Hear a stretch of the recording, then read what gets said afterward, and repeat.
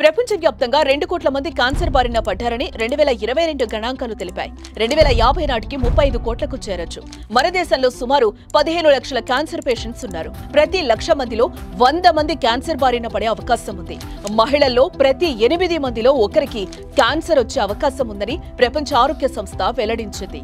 Cancer పై పూర్తి అవగాహన అందించి క్యాన్సర్ నుంచి తెలుగు ప్రజలను కాపాడే ప్రయత్నం చేస్తోంది సుమన్ టీవీ.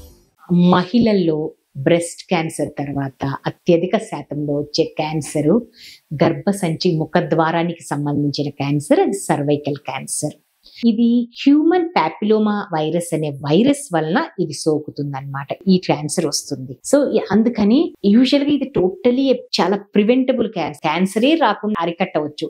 ఈ క్యాన్సర్ అసలు లేకుండా మనం నిర్మూలించవచ్చు. ఎందుకంటే ఇది వైరస్ వలన వస్తుంది కాబట్టి దీనికి అగేనెస్ట్ గా వ్యాక్సిన్స్ ఉన్నాయన్నమాట.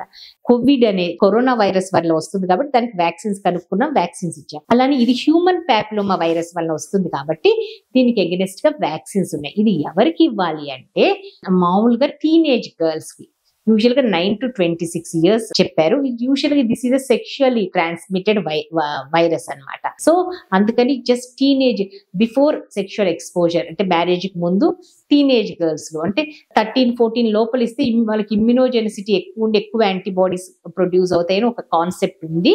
బట్ యూజువల్ గా ఏంటంటే 9 to 15 or 16 years మధ్యలో ఇస్తే ఈ వ్యాక్సినేషన్ యూజువల్ గా 3 డోసులు డిస్క్రైబ్ చేశారు ఫస్ట్ నుంచి. సో ఈ వ్యాక్సిన్ ఈ పీరియడ్ లో ఇస్తే 9 to 15 years యూజువల్ గా ఎక్కువ ఇస్తే యాంటీబాడీస్ ప్రొడ్యూస్ అయ్యి లైఫ్ లాంగ్ కూడా ఈ ఒకేలా హెచ్పివి వైరస్ అటాక్ అయినా కూడా దాని వలన అది సెల్స్ లోకి వెళ్ళి దాన్ని చేంజెస్ చేయకుండా ఇది యాంటీబాడీస్ ప్రివెంట్ చేస్తాయి అన్నమాట. సో ఈ వ్యాక్సిన్ తీసుకోవటం వల్ల almost more than 95% cervical cancer నుంచి ప్రొటెక్షన్ ఉంటుంది.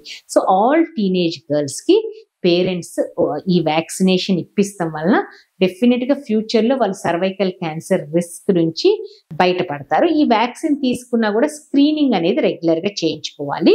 సర్వైకల్ క్యాన్సర్ కి ప్యాప్స్మియర్ అని చేస్తారనమాట. హెచ్పివితో కంబైన్ చేస్తే 5 years ఒక్కసారి చేయించుకుంటే సరిపోతుంది ఈ ప్యాప్స్మియర్ అనేది.